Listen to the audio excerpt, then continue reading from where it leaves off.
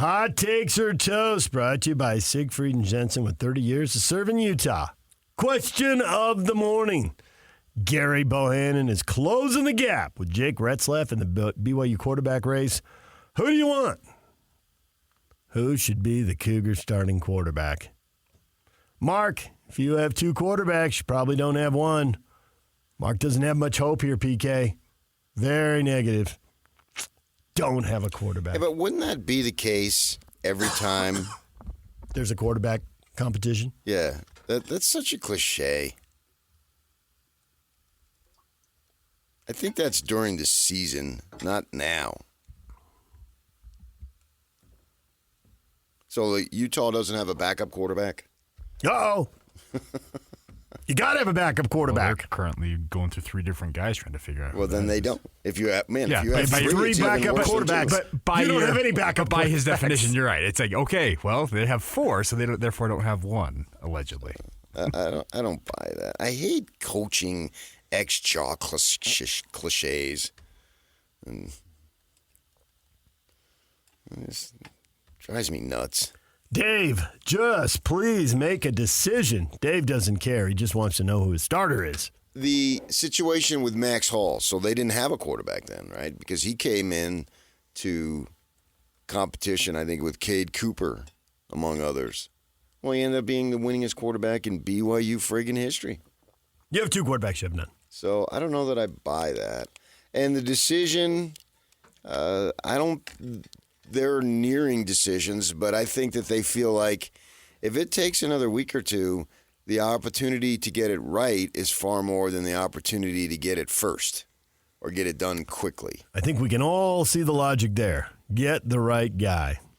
And they believe that Bohanon has really done a phenomenal job and has closed the gap. They believe, what are we, today, Friday?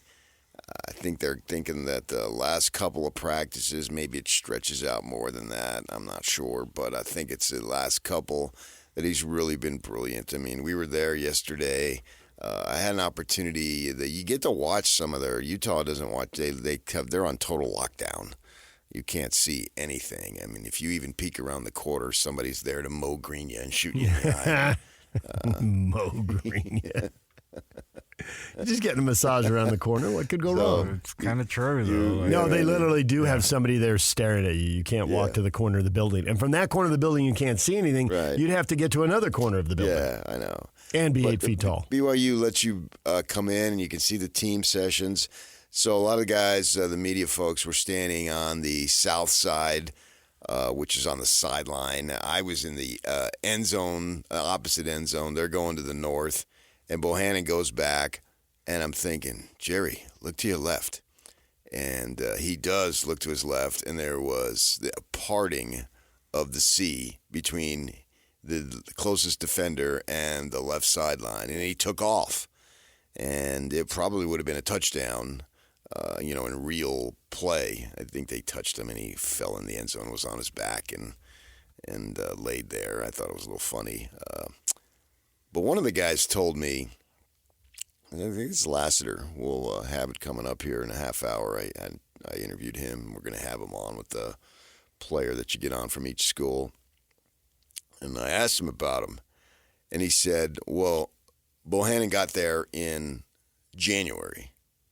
He said the first time that Bohanon saw Lassiter,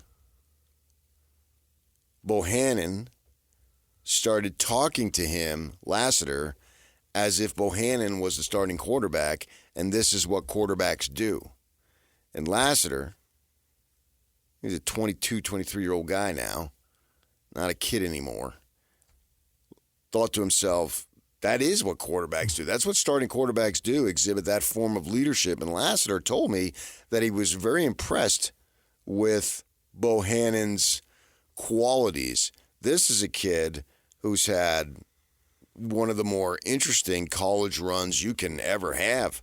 When you think about it, we were talking about this with Riley earlier in the week, that this is a kid who wins the Big 12 title and then gets benched. Your job is to win ball games, and he wins ball games, and then they tell him in the spring, you're not going to be the starter, so he takes off after he had just won. That's crazy. I mean, competition. I'm not criticizing Aranda for doing it. I'm just saying it's a crazy scenario. I have no idea if it was the right decision or whatever. I'm not up to date on my Baylor football of 3, 4, 5 years ago. But then he's got to go to Florida, down there in South Florida, and injuries and all that. So this kid's been through the ringer. And then he comes in and is exhibiting that type of leadership. That's not to say that I believe that he's going to be the guy. I'm just touting some of the stuff that has been said to me. And I couldn't care less who the starter is. I mean, it doesn't matter to me in the least. I want the program to win for the guy's sake, and it's fun to talk about winners. But I'm just saying what has been said to me, what has been told to me as far as all the stuff going around. And Retzlaff very well could win. I would, if I were handicapping it right now, I'd go 60, 40, 55. What's that, 45? Right now, Retzlaff. But as they are coming down the stretch run, and we like to go with other sports analysis, and that would be obviously horse racing, Bohanon is closing fast. He's like that American in the 1,500 meter the other day. And like all of a sudden, wait a second, all these bodies clumping up, and then boom, he just comes in, and next thing you know, the man with the bun is winning, and he got it done. Bohanon's on the rail. He's got a path.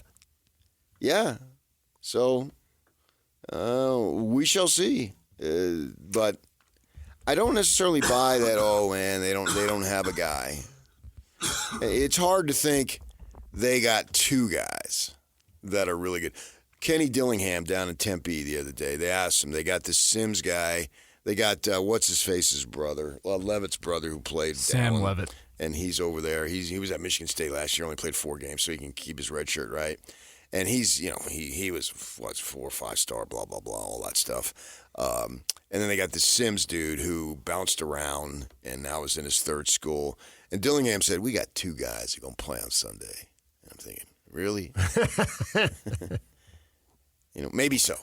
Maybe they go with the Sims kid now because he's older. The other kid's a freshman, and maybe he develops. I mean, and quarterback development is Dillingham's specialist, right? He's given some credit for resurrecting Bo Nix's career at Oregon and putting him in the position to be a first-rounder.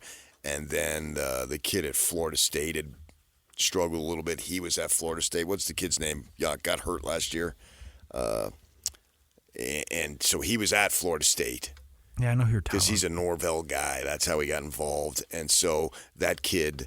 So should we listen to him, even though it sounds odd that a program that's been down? Yeah, the worst 3-year run in 80-year history.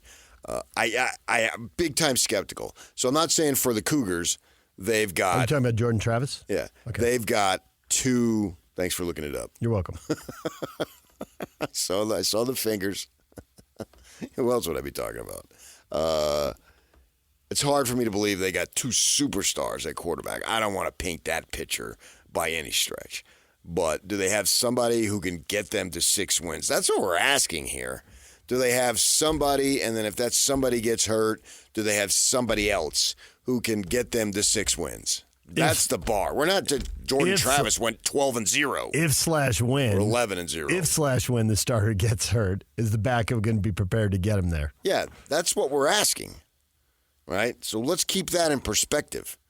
We're not asking these 2 guys to go 1-2 in the draft. A la Peyton Manning, Ryan Leaf. Or whoever you want to put in there. And we're not asking them to win the Big 12. A la Cam Rising. A la Gerry Bohanon. 6, 7. Or Gerry Bohanon. 6, 7, or 8 wins. Jerry. I know. Just get confused. I'm just call him G-Bo from now on. That is his nickname. He's got the spelling funky. It is. They do call him G-Bo. Well, you don't care, and neither do a bunch of the fans. Kevin, I hope the most capable player wins. Eldon, I hope a winner gets the job. Well, if you're a fan and don't have any connection, of course. Who cares? May the best QB win, and now go throw some TD passes and win these games. You just want to win. And obviously that's what the coaches want. I don't think they have any agenda or connection to this player or that player. Interestingly, I asked Jay Hill, defensive coordinator, I said, do you, from a defense's perspective, believe that getting a quarterback named, whenever it is, can be a significant help to the defense, the players, not the schemes? Right. And he turned over his left shoulder, I should say, and absolutely, yes. Like, yep, yes. Leadership, confidence, Yes. all those things. Yes, because, I mean, you see it in basketball all the time. And I thought we saw it yesterday a little bit with the USA team. They're down 17. Well, the only way you're going to get in, you have to have defensive stops. You simply aren't going to outscore people, and that with one period to go, and you're down by that many points offensively. Now, obviously, you're going to need offense, but what's going to trigger it is stopping that on the other end, and then your energy is going to go through the roof. So, therefore, Kevin Durant is going 90 feet on defense. Yeah. He's guarding Bogdanovich. That gets the turnover at the half-court line. And LeBron's going toe-to-toe with Jokic. I mean, Jokic. you can see these guys, man. They're just digging in like they never do in the regular season. It was desperate times, yeah. man. And it's going to be from the defensive standpoint. So from the football perspective, I believe that, hey, if we've got a stud leader on offense, then I think that gives them some type of energy. Like, if we just stop these guys and get off the field, our offense is going to score.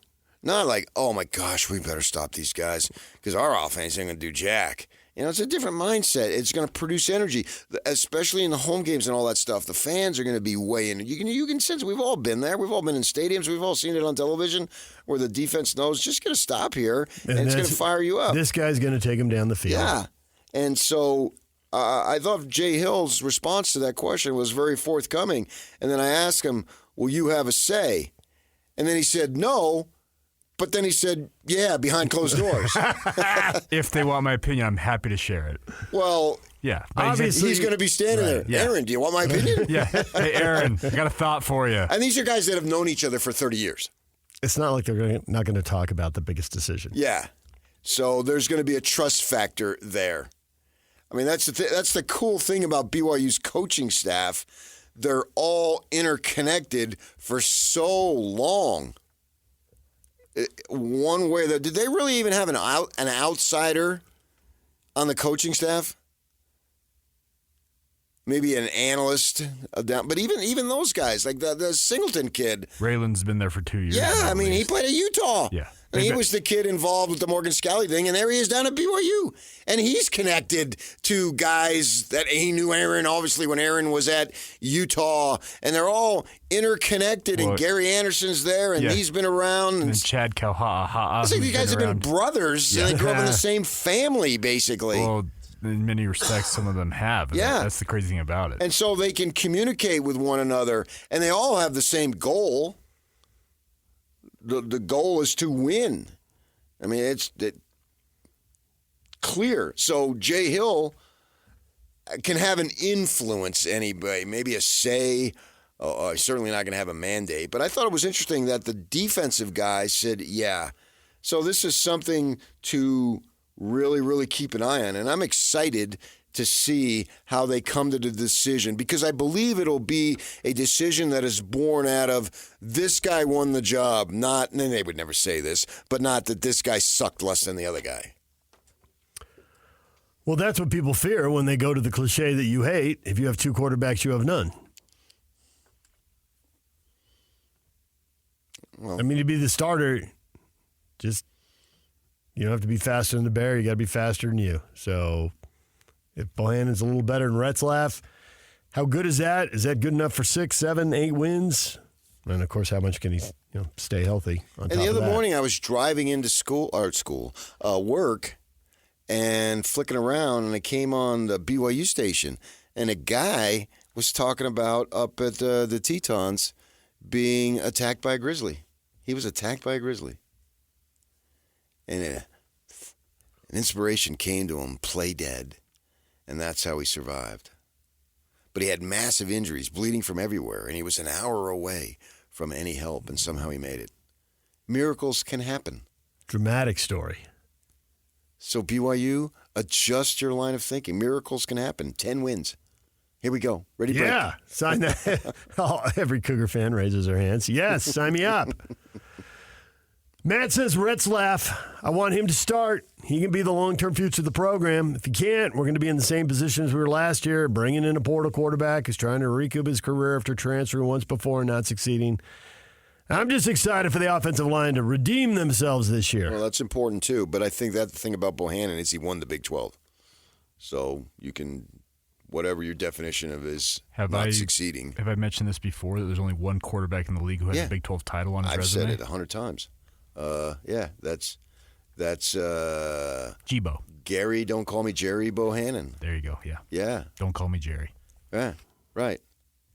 Right now, hoity-toity Ute fans and Aaron Donald, the offensive lineman you got out of Spanish Fork, good for you. Aaron Donald. Yeah. Aaron Donald, a.k.a. the best BYU's defensive got lineman. the one quarterback who's won the Big 12 championship. You don't. You have 0. They lead one to nothing. They lead 1-0. I'm excited to see who they choose, and then we'll have an opportunity to evaluate it each week. And, they each play a lower one, Utah and BYU. We got to get through the first week.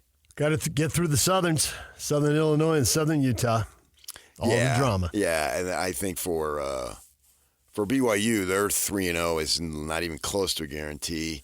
I think for Utah, it's probably as close to a guarantee as you can get without anything being guaranteed. But then it's on for them the fourth week of the season. And for the Cougars, every game, you only won 2 of them last year in conference. So you can't take anything for granted from their perspective. And Utah will tell you they can take nothing for granted too. But if they're losing to the Devils or Houston, they ain't going to win the thing anyway. So they're expected to win, and they will win those games.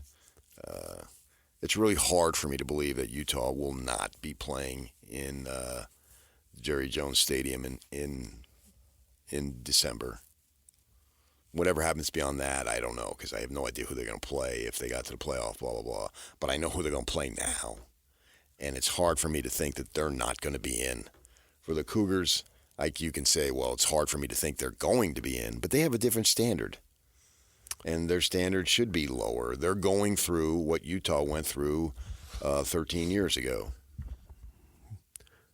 So allow these guys the opportunity to develop. But they got to develop, man. You can't just keep saying, well, they got to have time. No, the time is now. We're talking about 6 wins.